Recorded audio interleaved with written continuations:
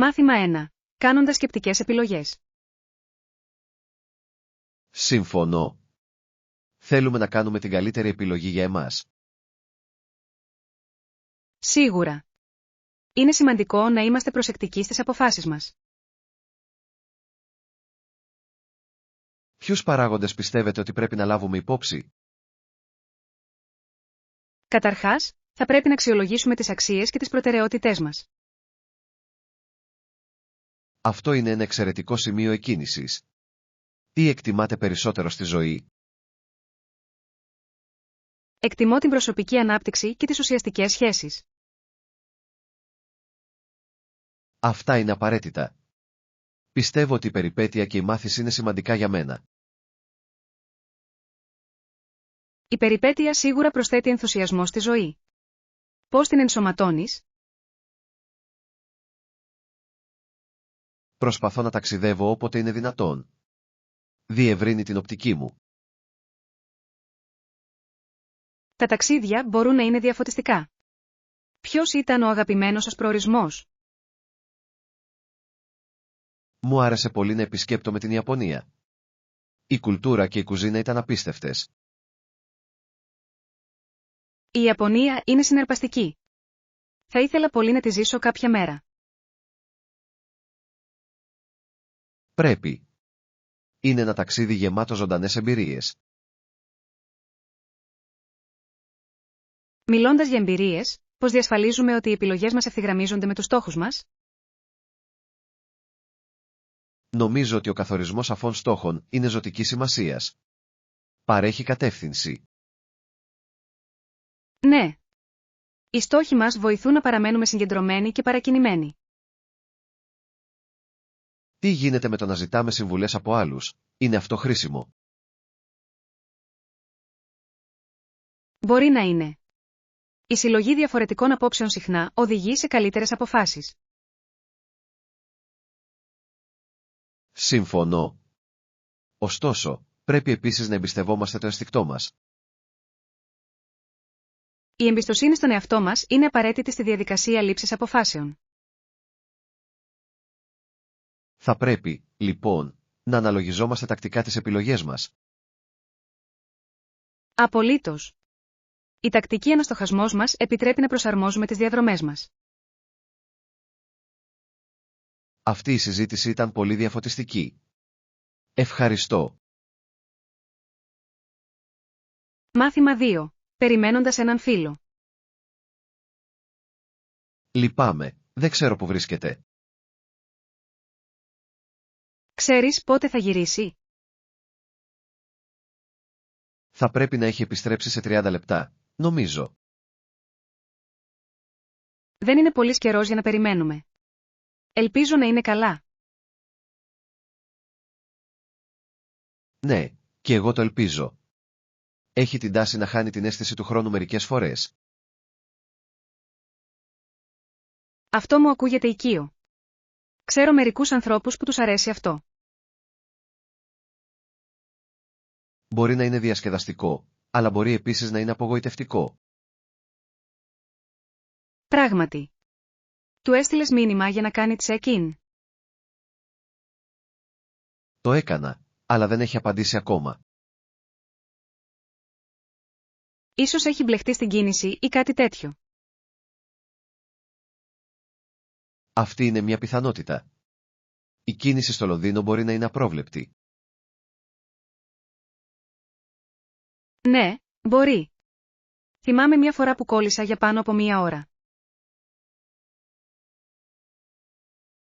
Αυτό είναι το χειρότερο. Η αναμονή μπορεί να δοκιμάσει την υπομονή οποιοδήποτε. Απολύτως. Τι κάνεις συνήθως όσο περιμένεις? Μου αρέσει να διαβάζω ή να ξεφυλίζω το τηλέφωνό μου. Με βοηθάει να περνάω την ώρα μου. Τέλεια ιδέα. Συνήθως μου αρέσει να παρατηρώ κόσμο. Η παρατήρηση ανθρώπων μπορεί να είναι διασκεδαστική. Βλέπεις τόσους πολλούς ενδιαφέροντες χαρακτήρες. Ακριβώς. Σήμερα, έχω ήδη εντοπίσει έναν άντρα με ένα φωτεινό ροζ καπέλο. Ακούγεται υπέροχο. Θα ήθελα πολύ να το δω. Θα το ξαναβγάλω φωτογραφία αν περάσει από εκεί. Παρακαλώ κάντε το. Μπορεί να γίνει μια υπέροχη ιστορία αργότερα. Ναι. Θα το ρωτήσω για το καπέλο αν έχω την ευκαιρία. Αυτό θα ήταν διασκεδαστικό. Τα καπέλα συχνά κρύβουν ενδιαφέρουσες ιστορίες. Πράγματι. Αναρωτιέμαι ποια είναι η ιστορία του. Ας τον προσέχουμε όσο περιμένουμε. Μάθημα 3. Σχεδιασμός ενός θεματικού δείπνου. Αυτή είναι μια εξαιρετική ιδέα. Ίσως ένα μεξικάνικο θέμα θα ήταν τέλειο. Μου αρέσει πολύ. Τα τάκος και το γκουακαμόλε σίγουρα θα γίνουν επιτυχία. Απολύτως. Τώρα, σκεφτείτε τον αριθμό των καλεσμένων που πρέπει να προσκαλέσουμε. Πιστεύω ότι η πρόσκληση περίπου 8 ατόμων θα δημιουργούσε μια ζεστή ατμόσφαιρα. Αυτό ακούγεται ιδανικό. Επιτρέπει την καλή συζήτηση και τη διασκέδαση. Ναι. Μπορούμε να στήσουμε ένα μπαρ με τάκος για να μπορεί ο καθένας να προσαρμόζει τα γεύματά του στις ανάγκες του. Αυτή είναι μια φανταστική ιδέα. Προσθέτει ένα διαδραστικό στοιχείο στο δείπνο. Επιπλέον, μπορούμε να συμπεριλάβουμε μερικά παραδοσιακά μεξικάνικα ποτά, όπως ορτσάτα. Σχεδόν μπορώ να το γευτώ. Θα πρέπει επίσης να έχουμε και μερικές εορταστικές διακοσμήσεις. Ναι. Τα πολύχρωμα τραπεζομάντιλα και το χάρτινο πικάντο θα δημιουργούσαν ένα ζωντανό σκηνικό. Και δεν μπορούμε να ξεχάσουμε τη μουσική. Μερικές ζωηρές μελωδίες μοριότσι θα φτιάξουν την ατμόσφαιρα. Ακριβώς.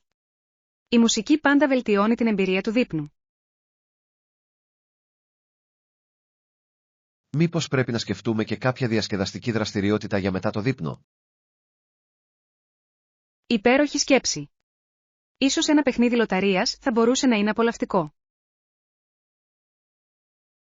Αυτό θα ήταν τέλειο. Μπορεί να εμπλέξει τους πάντες και να προσθέσει στη διασκέδαση. Συγκινούμε και μόνο που το σκέφτομαι. Κι εγώ. Αυτό το δείπνο θα μου μείνει αξέχαστο. Ας φτιάξουμε μια λίστα με τα υλικά και τα διακοσμητικά που χρειαζόμαστε. Ναι. Θα φροντίσω εγώ για τη λίστα με τα ψώνια. Και θα αναλάβω τις διακοσμήσεις και τη λίστα αναπαραγωγής μουσικής. Τέλεια. Μαζί, θα κάνουμε αυτή τη βραδιά αξέχαστη. Μάθημα 4. Προετοιμασία εκδήλωσης. Αυτή η εκδήλωση θα είναι καταπληκτική. Υπάρχει κάτι άλλο για το οποίο πρέπει να είμαστε προετοιμασμένοι. Αυτή είναι μια πολύ καλή ερώτηση. Πιστεύω ότι χρειαζόμαστε μια λίστα ελέγχου για να διασφαλίσουμε ότι δεν θα μας ξεφύγει τίποτα. Μια λίστα ελέγχου ακούγεται τέλεια. Ποια στοιχεία πρέπει να συμπεριλάβουμε πρώτα? Θα πρέπει να ξεκινήσουμε με τη διαμόρφωση του χώρου. Πρέπει να είναι φιλόξενος. Ναι.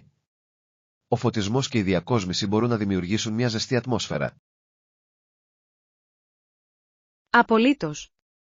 Τι γίνεται με τη διάταξη των καθισμάτων? Πρέπει να διασφαλίσουμε ότι υπάρχουν αρκετές θέσεις για όλους. Καλό σημείο. Είναι ζωτική σημασίας για την άνεση των επισκεπτών. Μήπως πρέπει να σκεφτούμε και τα αναψυκτικά? Ναι. Η παροχή σνακ και ποτών θα κρατήσει όλους ενεργοποιημένους. Μπορώ να βοηθήσω με αυτό. Έχω μερικές εξαιρετικές ιδέες για finger foods. Φανταστικά. Τα finger food είναι πάντα μια επιτυχία σε εκδηλώσεις. Τι γίνεται με το πρόγραμμα ή το πρόγραμμα της ημέρας? Πρέπει να περιγράψουμε τις δραστηριότητες, ώστε όλοι να γνωρίζουν τι να περιμένουν. Θα συντάξω μια απλή ημερήσια διάταξη. Θα κρατήσει τα πράγματα οργανωμένα. Τέλεια. Θέλουμε όλα να κυλούν ομαλά. Πρέπει να είμαστε προετοιμασμένοι για τυχόν προκλήσεις. Ναι. Είναι σοφό να έχετε ένα εφεδρικό σχέδιο για πρόβλεπτες καταστάσεις. Αυτό είναι αλήθεια.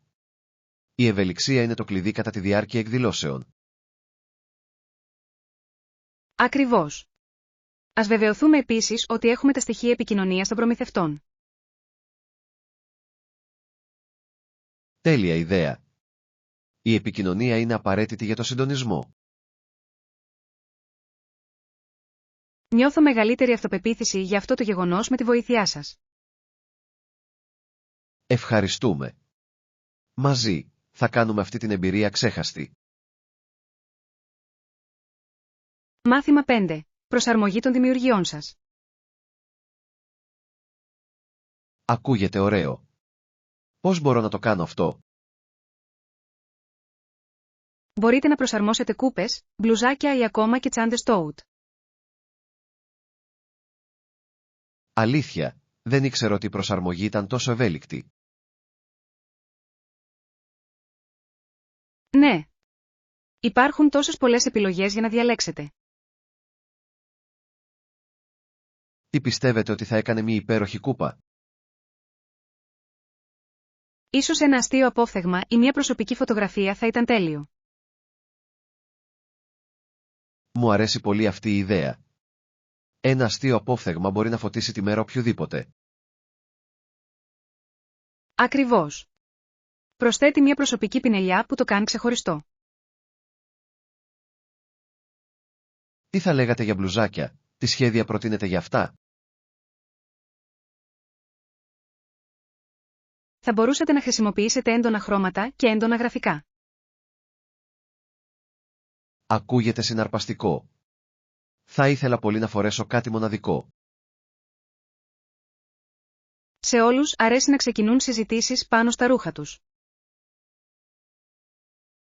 Σωστό. Μπορεί να οδηγήσει σε ενδιαφέρουσες συζητήσεις. Και οι τσάντες tote είναι πρακτικές. Μπορείτε επίσης να τις προσαρμόσετε. Τι θα έβαζε σε μια τσάντα tote? Μπορεί να επιλέξω ένα σχέδιο που προωθεί τη βιωσιμότητα ή την καλοσύνη. Αυτή είναι μια υπέροχη ιδέα. Θα μετέδιδε ένα θετικό μήνυμα. Ναι. Επιπλέον, ενθαρρύνει τους άλλους να σκεφτούν τις επιλογές τους. Έχετε κάποια συγκεκριμένα εργαλεία για την προσαρμογή αυτών των στοιχείων? Ναι. Μπορείτε να χρησιμοποιήσετε χρώμα υφάσματος, βινίλιο θερμομεταφοράς ή ακόμα και ψηφιακή εκτύπωση. Ακούγεται διαχειρίσιμο. Ίσως δοκιμάσω μερικές από αυτές τις τεχνικές. Θα έπρεπε. Μπορεί να είναι πολύ ικανοποιητικό να δημιουργήσετε κάτι μόνοι σας. Ανυπομονώ να ξεκινήσω να σχεδιάζω. Τι πρέπει να δημιουργήσω πρώτα? Ίσως ξεκινήστε με μια κούπα, αφού είναι εύκολο και διασκεδαστικό. Υπέροχη πρόταση. Θα αφήσω τη δημιουργικότητά μου να ρέει ελεύθερα. Μάθημα 6. Το άπειρο πλήρωμα. Είναι συναρπαστικό να μαθαίνουμε πόσα ναυτικά πληρώματα αποτελούνταν σε μεγάλο βαθμό από άπειρους νέους άνδρες. Ναι, είναι εκπληκτικό. Είχαν ελάχιστη εκπαίδευση πριν σταλούν. Ακριβώς. Αυτό συχνά οδηγούσε σε προκλήσεις κατά τη διάρκεια των αποστολών. Ποιες ήταν μερικές από τις συνέπειες της ύπαρξης τόσο άπειρων πληρωμάτων? Λοιπόν, συχνά υπήρχε σύγχυση και έλλειψη ηγεσίας στο πλοίο. Αυτό πρέπει να δυσκόλεψε τα πράγματα σε κρίσιμες στιγμές. Πράγματι. Και επειδή δεν υπήρχε χώρο στο πλοίο για στρατιώτες ή πεζοναύτες, οι νεαροί άνδρες έπρεπε να προσαρμοστούν γρήγορα. Πώς κατάφεραν να αντεπεξέλθουν σε τέτοια πίεση? Πολλοί βασίζονταν στο ενστικτό τους και μάθαιναν από τους πιο έμπειρους ναυτικούς. Αυτό είναι ενδιαφέρον. Έλαβαν κάποια εκπαίδευση μόλις βρίσκοντας στη θάλασσα. Κάποιοι το έκαναν, αλλά συχνά ήταν ελάχιστο. Έπρεπε να μάθουν στην πράξη. Αυτό ακούγεται επικίνδυνο. Υπήρξαν κάποια αξιοσημείωτα περιστατικά που συνέβησαν? Ναι, υπήρξαν αρκετές περιπτώσεις πλοίων που ήταν απροετοίμαστα για μάχη. Αυτό πρέπει να ήταν τρομακτικό για εκείνους τους νεαρούς άντρες. Σίγουρα ήταν. Αντιμετώπισαν τεράστια πίεση με περιορισμένους πόρους. Πώς αυτή η εμπειρία διαμόρφωσε το μέλλον τους μετά τον πόλεμο? Πολλοί επέστρεψαν σπίτι με πολύτιμες δεξιότητες, αλλά και με βαθιά ουλές. Είναι μια υπενθύμηση του κόστους του πολέμου, ειδικά για τους νέους. Ακριβώς. Οι ιστορίες τους αξίζουν να τις θυμόμαστε και να τις τιμούμε. Συμφωνώ. Η ιστορία έχει πολλά να μας διδάξει για την ανθεκτικότητα και την ανάπτυξη. Τι πιστεύετε, λοιπόν, ότι μπορούμε να μάθουμε από τις εμπειρίες τους? Μπορούμε να μάθουμε τη σημασία της προετοιμασίας και την αξία της καθοδήγησης. Απολύτως. Αυτά τα μαθήματα είναι διαχρονικά και επίκαιρα ακόμη και σήμερα. Μάθημα 7. Αγκαλιάζοντας τη φύση. Υπάρχουν τόσες πολλές όμορφες επιλογές εδώ. Ακούγεται υπέροχο. Λατρεύω τη φύση, κάτι που κάνει αυτό το μέρος τέλειο. Απολύτως. Τα ζωηρά λουλούδια και ο καθαρός αέρας είναι αναζωογονητικά. Ναι. Έχετε κάποια αγαπημένα σημεία στη φύση? Μου αρέσει η πεζοπορία στα βουνά. Η θέα είναι μαγευτική. Η πεζοπορία είναι υπέροχη. Λατρεύω την αίσθηση περιπέτειας που προσφέρει. Ακριβώς. Υπάρχει κάτι μαγικό στο να φτάνει στην κορυφή. Συμφωνώ. Τι θα λέγατε για πικνίκ? Αυτός είναι ένας ακόμη υπέροχος τρόπος για να απολαύσετε τη φύση. Ναι. Ένα πικνίκ σε ένα πάρκο μπορεί να είναι τόσο χαλαρωτικό. Θα πρέπει να οργανώσουμε σύντομα ένα πικνίκ. Τι θα φέρετε? Θα έπαιρνα μαζί μου σάντουιτς, φρούτα και δροσιστικά ποτά. Ακούγεται πεντανόστιμο. Θα φέρω μερικά σνακ και επιδόρπια. Τέλεια. Μια γλυκιά λιχουδιά μπορεί να κάνει κάθε πικνίκ ξεχωριστό. Και θα μπορούσαμε επίσης να φέρουμε μια κουβέρτα για να καθίσουμε. Ναι. Η άνεση είναι το κλειδί όταν απολαμβάνετε την ύπαιθρο. Τι γίνεται με τις δραστηριότητες, να φέρουμε φρίσμπι μπάλα? Αυτή είναι μια εξαιρετική ιδέα. Προσθέτει διασκέδαση και κίνηση στην έξοδό μας. Μου αρέσει πολύ. Μπορούμε επίσης να βγάλουμε φωτογραφίες για να παθανατήσουμε τις στιγμές. Απολύτως. Η φύση προσφέρει ένα τόσο όμορφο σκηνικό. Συγκινούμε και μόνο που το σκέφτομαι. Και εγώ. Ας φροντίσουμε να προγραμματίσουμε σύντομα αυτή την εκδρομή. Μάθημα 8. Εξερευνώντας το τμήμα αρτοποιίας.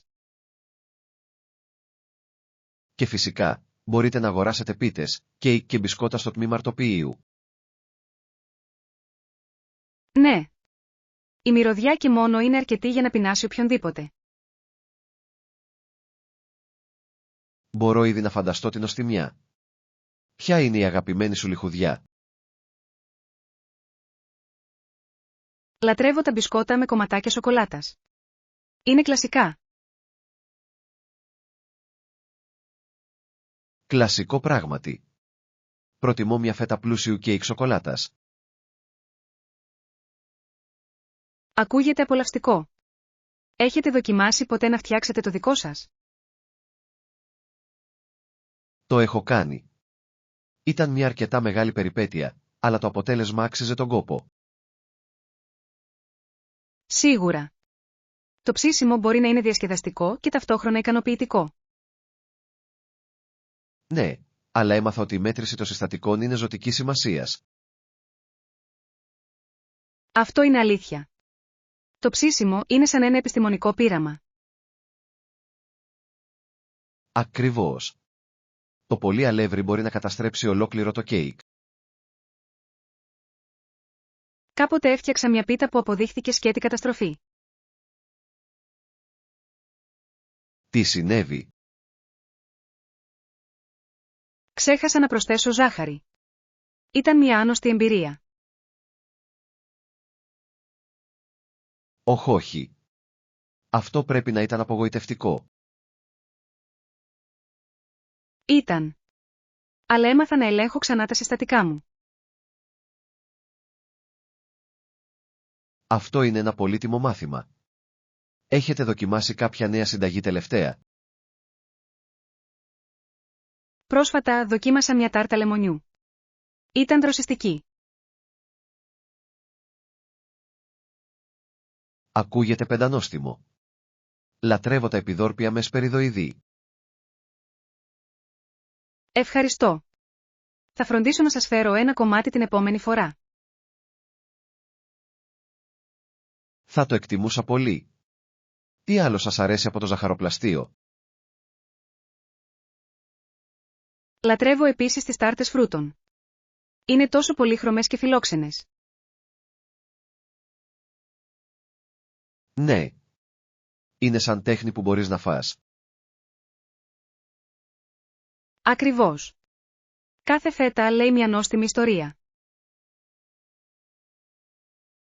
Λοιπόν, μήπως να πάρουμε μερικές λιχουδιές από αυτό το τμήμα αρτοποιείων? Μάθημα 9. Τα ηφαίστεια της Χαβάης. Γνωρίζατε ότι δεν έχουν όλα τα νησιά της Χαβάης ηφαιστειακή δραστηριότητα? Ναι, αυτό είναι συναρπαστικό. Ωστόσο, υπάρχουν ακόμα ενεργά ηφαίστεια σε 2 νησιά της Χαβάης.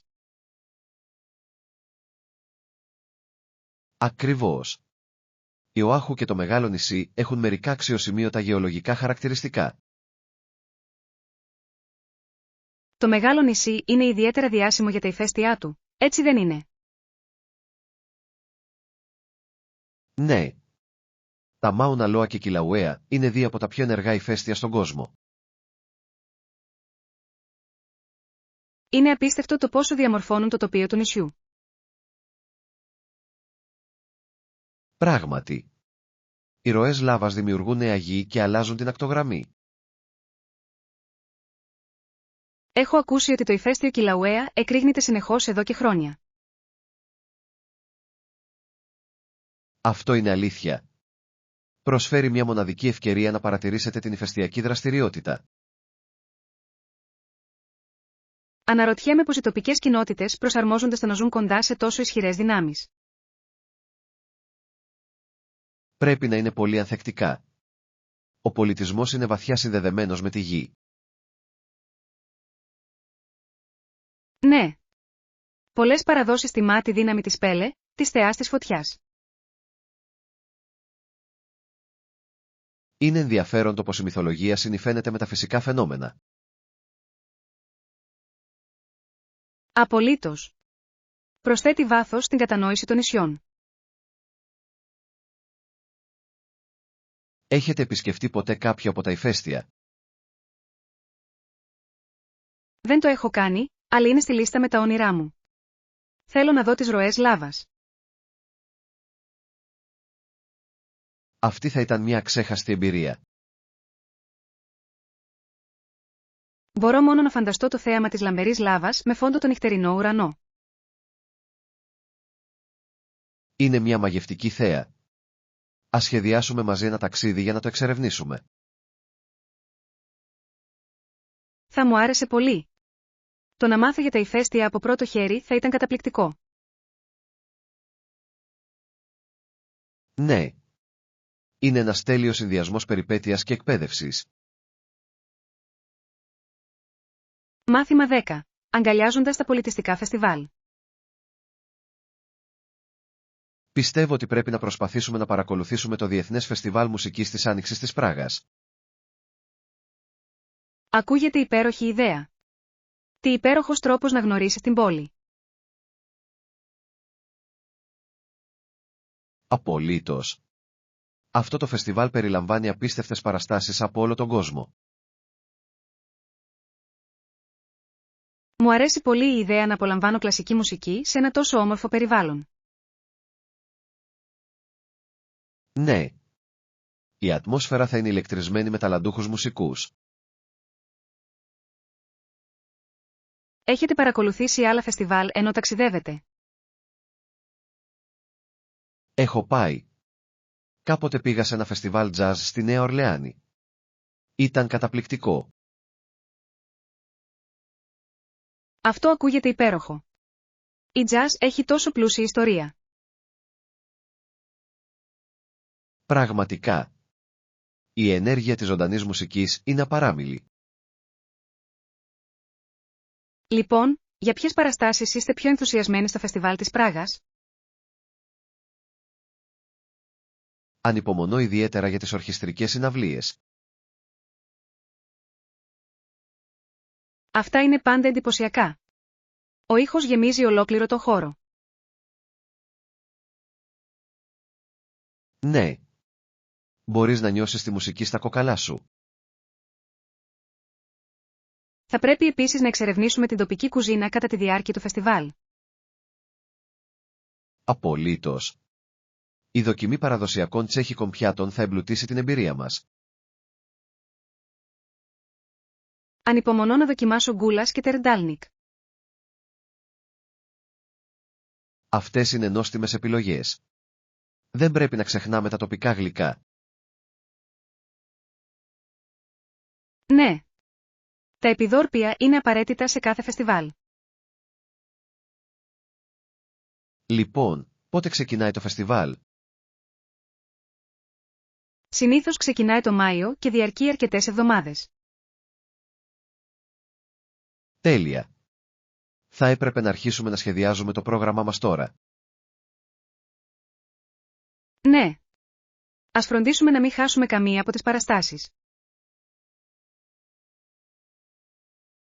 Αυτή θα είναι μια αξέχαστη εμπειρία. Μάθημα 11. Κατανόηση των πολιτικών του ξενοδοχείου. Συγγνώμη, μπορείτε να μου εξηγήσετε την πολιτική ακύρωσης του ξενοδοχείου?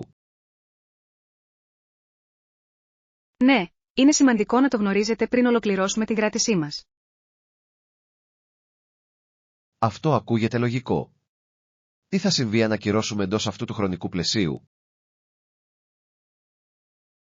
Καταλαβαίνω. Είναι καλό να το γνωρίζουμε. Υπάρχουν εξαιρέσεις. Οι μη επιστρέψιμες τιμές είναι λογικές για φθηνότερες επιλογές. Σωστό. Ωστόσο, μπορεί να είναι επικίνδυνο αν τα σχέδια αλλάξουν απροσδόκητα. Αυτή είναι μια σοφή συμβουλή. Τι γίνεται με τις αλλαγές στην κράτηση? Αυτό είναι πολύ χρήσιμο. Ίσως θελήσουμε να προσαρμόσουμε τις ημερομηνίες μας αργότερα. Ναι. Η ευελιξία είναι το κλειδί κατά τον προγραμματισμό ταξιδιών. Σας ευχαριστώ για τις πληροφορίες. Κάνει τον προγραμματισμό πολύ πιο εύκολο. Ναι, ναι. Εκτιμούμε τη βοήθειά σας. Μάθημα 12. Δοκιμασίες από την οδύνη. Η ιδέα της υποβολής σε μια δοκιμασία είναι αρκετά συναρπαστική. Ναι, πράγματι. Υπήρξαν πολλά διαφορετικά είδη αυτής της δίκης σε όλη την ιστορία. Ποια είναι μερικά παραδείγματα που έχετε συναντήσει? Ένα συνηθισμένος τύπος περιελάμβανε σωματικές δοκιμές, όπως η μεταφορά θερμών αντικειμένων. Αυτό ακούγεται οδυνηρό.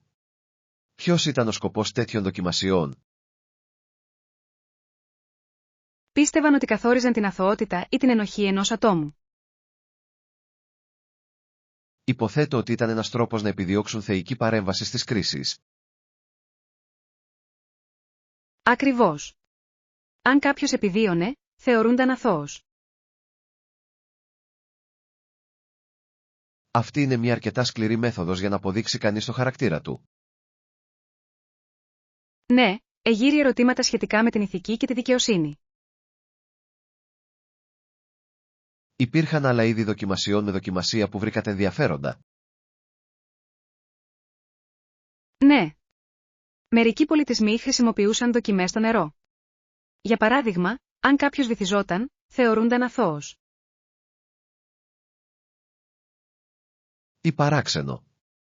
Το να επιπλέει σήμαινε ενοχή, ανεξάρτητα από τις περιστάσεις. Σίγουρα φαίνεται άδικο με τα σημερινά δεδομένα. Έχετε διαβάσει για δοκιμές που αφορούσαν ζώα? Το έχω κάνει. Ορισμένες κοινωνίες χρησιμοποιούσαν ζώα για να δοκιμάσουν τη μοίρα ενός ατόμου. Αυτό είναι ενδιαφέρον. Πώς λειτουργήσε αυτό? Θα απελευθέρωναν ένα επικίνδυνο ζώο, και ο κατηγορούμενος έπρεπε να το αντιμετωπίσει. Μπορώ μόνο να φανταστώ τον φόβο που κρύβεται σε μια τέτοια δοκιμασία. Ναι, και αυτό δείχνει πόση πίστη έδιναν οι άνθρωποι σε αυτές τις μεθόδους. Είναι αξιοσημείωτο να βλέπουμε πως έχει εξελιχθεί η δικαιοσύνη με την πάροδο του χρόνου. Απολύτως. Έχουμε διανύσει μεγάλη πρόοδο στην κατανόηση της δικαιοσύνης. Τι μπορούμε, λοιπόν, να μάθουμε από αυτές τις ιστορικές πρακτικές? Πρέπει να εκτιμήσουμε την αξία μιας δίκαιης δίκης και μιας νόμιμης διαδικασίας σήμερα. Ναι. Η ιστορία μας διδάσκει να αγωνιζόμαστε για δικαιοσύνη και συμπόνια στα συστήματά μας. Μάθημα 13. Έξυπνες αγορές Παντοπολίου. Συμφωνώ. Πάντα φτιάχνω μια λίστα πριν πάω για ψώνια. Αυτή είναι μια έξυπνη προσέγγιση. Βοηθά να παραμείνετε συγκεντρωμένοι και να αποφύγετε τις παρορμητικές αγορές. Ακριβώς. Χωρίς λίστα, έχω την τάση να αγοράζω πράγματα που δεν χρειάζομαι πραγματικά. Το ίδιο κι εγώ. Κάποτε γύρισα σπίτι με 3 είδη τυριών και καθόλου ψωμί. 3 είδη τυριών. Αυτή είναι μια σοβαρή δέσμευση για τυρί. Ήταν. Αλλά κατέληξα με ένα πολύ τυρένιο δείπνο. Τουλάχιστον είχες ένα θέμα για το γεύμα σου. Τι άλλο περιλαμβάνεις στη λίστα σου? Συνήθως καταγράφω τα απαραίτητα, όπως φρούτα και λαχανικά. Εξαιρετική επιλογή. Τα φρέσκα προϊόντα είναι ζωτικής σημασίας για μια υγιεινή διατροφή. Ναι. Προσπαθώ επίσης να συμπεριλάβω μερικά σνακ για την εβδομάδα. Έξυπνα. Τα ισορροπημένα γεύματα και σνακ διατηρούν τα επίπεδα ενέργειας υψηλά. Ελέγχετε επίσης για εκπτώσεις ή προσφορές πριν ψωνίσετε. Απολύτως. Μου αρέσει να βρίσκω καλές προσφορές. Νιώθω σαν νίκη. Ναι. Η εξοικονόμηση χρημάτων κατά την αγορά είναι πάντα ικανοποιητική. Έχετε χρησιμοποιήσει ποτέ κουπόνια? Μπορούν να σας φανούν αρκετά χρήσιμα. Το έχω κάνει. Ωστόσο, πρέπει να θυμηθώ να ελέγξω τις ημερομηνίες λήξης τους. Αυτό είναι πολύ σημαντικό. Τα κουπόνια μπορεί να γίνουν άχρηστα αν τα ξεχάσετε. Και μπορούν επίσης να οδηγήσουν στην αγορά πραγμάτων που δεν χρειάζομαι. Αυτό είναι αλήθεια. Όλα έχουν να κάνουν με την ισορροπία και τον προγραμματισμό. Λοιπόν, ποια είναι η στρατηγική σας για να τηρήσετε τον προϋπολογισμό σας? Ορίζω ένα συγκεκριμένο ποσό για κάθε ψώνια και προσπαθώ να το τηρώ. Αυτό ακούγεται λογικό. Θα αρχίσω να το κάνω κι εγώ αυτό. Μαζί, μπορούμε να μοιραστούμε συμβουλές και να κρατήσουμε ο ένας τον άλλον υπεύθυνους. Μάθημα 14. Επιλέγοντας την τέλεια παραλία. Ακούγεται υπέροχο. Ποια παραλία προτείνετε? Άκουσα ότι η παραλία Black Sands είναι εκπληκτική. Έχω ακούσει το ίδιο. Η μοναδική μαύρη άμμος είναι ενδιαφέρουσα. Ναι. Δημιουργείται από ηφαιστειακή δραστηριότητα, γεγονός που το καθιστά ξεχωριστό. Μπορώ μόνο να φανταστώ πόσο όμορφη είναι η αντίθεση με τα τυρκουάζ νερά. Ακριβώς. Είναι το ιδανικό μέρος για φωτογραφίες. Έχετε πάει ποτέ εκεί? Δεν το έχω κάνει, αλλά είναι στην κορυφή της λίστας μου. Σίγουρα θα έπρεπε να είναι στη δική μας. Ποιες άλλες παραλίες σκέφτεστε? Ενδιαφέρομαι επίσης να επισκεφτώ τον κόλπο Χονοούμου. Είναι διάσημος για κολύμβηση με αναπνευστήρα. Ακούγεται συναρπαστικό. Μου αρέσει πολύ η ιδέα να κολυμπάω ανάμεσα σε πολύχρωμα ψάρια. Ναι. Η εξερεύνηση των κοραλιογενών υφάλων είναι μια μαγική εμπειρία. Τι γίνεται με την προσβασιμότητα αυτών των παραλιών? Η παραλία Black Sands απαιτεί λίγη πεζοπορία για να φτάσει κανείς, αλλά αξίζει τον κόπο. Δεν με πειράζει λίγη περιπέτεια. Το ταξίδι συχνά προσθέτει στην εμπειρία. Ακριβώς. Επιπλέον, ο κόλπος Χονοούμο διαθέτει νοικιαζόμενο εξοπλισμό για κολύμβηση με αναπνευστήρα. Αυτό είναι βολικό. Κάνει τον προγραμματισμό πολύ πιο εύκολο. Να ετοιμάσουμε ένα πικνίκ για την ημέρα μας στην παραλία. Ναι. Τα φρέσκα φρούτα και τα σάντουιτς θα ήταν απολαυστικά. Και δεν πρέπει να ξεχνάμε το αντιλιακό. Δεν θέλουμε να καούμε από τον ήλιο. Απολύτως.